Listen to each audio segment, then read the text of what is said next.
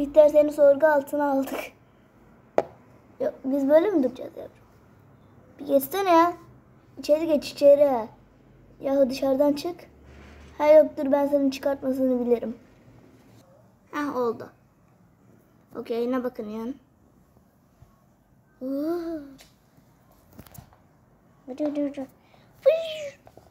Şimdi eğlence zamanı.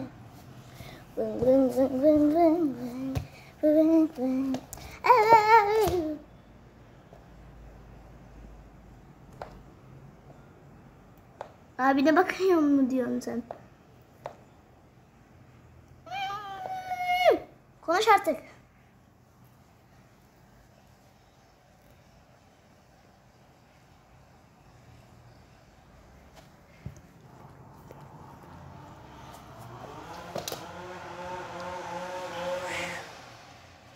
Uzaklara kaçan kedi. Bihter.com.tr.